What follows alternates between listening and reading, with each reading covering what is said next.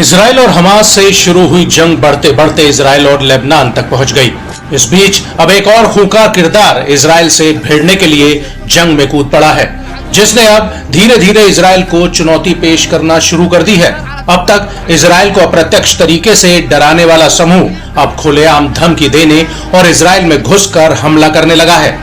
इस संगठन का नाम है ईरान समर्थित यमन के हूती विद्रोही, जिन्होंने इजराइल की मुश्किलें बढ़ा दी हैं। अब तक समंदर से गुजरने वाले जहाजों पर ही हमला कर मुसीबतें बढ़ाने वाले हूती विद्रोही ने अब सीधे सीधे इजराइल पर हमले करने शुरू कर दिए हैं। इजरायली राजधानी तेल अवीव पर हूती के हमले करने के बाद इजराइल ने एयर स्ट्राइक कर यमन के होदेदा में पावर स्टेशन और ऑयल रिफाइनरी को आग के हवाले कर दिया, जिसमें 3 लोगों की मौत और 87 लोगों के घायल होने की खबर है। जिसके बाद हूती ने इजराइल को अंजाम भुगतने की धमकी दी थी और उसी क्रम में यमनी आर्म फोर्स ने 2 घातक ऑपरेशंस को अंजाम दिया है।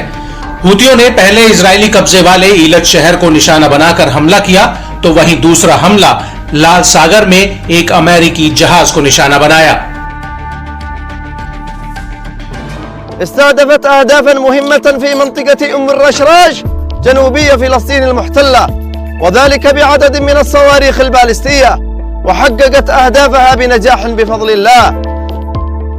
فيما نفذت القوات البحرية وسلاح الجو المسير والقوة الصاروخية في القوات المسلحة اليمنية عملية عسكرية مشتركة استهدفت سفينة بومبا الأمريكية في البحر الأحمر بعدد من الصواريخ البالستية والطائرات المسيرة، وقد أدت العملية إلى إصابة السفينة بشكل مباشر بفضل الله. تؤكد القوات المسلحة اليمنية حقها الكامل في الدفاع عن اليمن العزيز ضد العدوان الأمريكي البريطاني، وكذلك ضد العدوان الإسرائيلي، وأن هذا العدوان لن يثني اليمن العظيم عن موقفه الثابت تجاه مظلومية الشعب الفلسطيني. وتؤكد القوات المسلحة اليمنية हूतियों के इजराइल पर किए गए हालिया हमले को लेकर आईडीएफ ने बताया कि लंबी दूरी को एरो 3 डिफेंस सिस्टम ने 21 जुलाई 2024 की सुबह यमन से लॉन्च किए गए इजराइल की ओर दागी गई एक बैलिस्टिक मिसाइल को रोक दिया।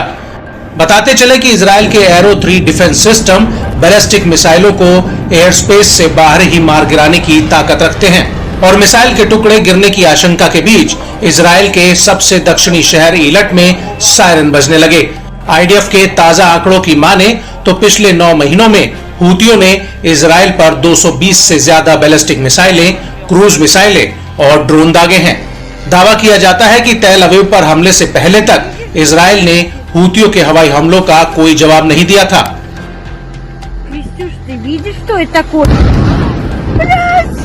ऐसे में साफ है कि यमन और इजराइल के बीच की तकरार अब और बढ़ गई है। दोनों देश एक दूसरे पर खुलेआम हमले करने लगे हैं। एक दूसरे पर किए गए ताजा हमलों ने आग में घी डालने का काम किया है। हूतियों के हमले से बौखला इजराइल ने 48 घंटे के भीतर यमन के होदेदा पोर्ट पर तबाही मचा दी। इस पर हूती समूह ने तीखी प्रतिक्रिया देते हुए इजरायली ठिकानों पर हमला करने की धमकी दे डाली। ऐसे में वार पलटवार का नए सिरे से सिलसिला शुरू होने की आशंका शुरू हो गई है। हूती लड़ाकों ने साफ किया है कि यमनी लोग इजराइल के साथ एक लंबे युद्ध की तैयारी कर रहे हैं।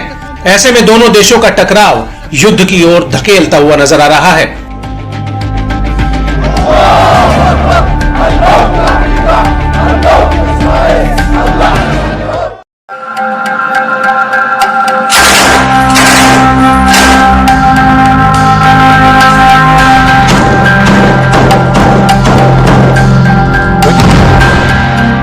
इजराइल और हमास से शुरू हुई जंग बढ़ते बढ़ते इजराइल और लेबनान तक पहुंच गई। इस बीच अब एक और खूंखार किरदार इजराइल से भिड़ने के लिए जंग में कूद पड़ा है, जिसने अब धीरे धीरे इजराइल को चुनौती पेश करना शुरू कर दी है।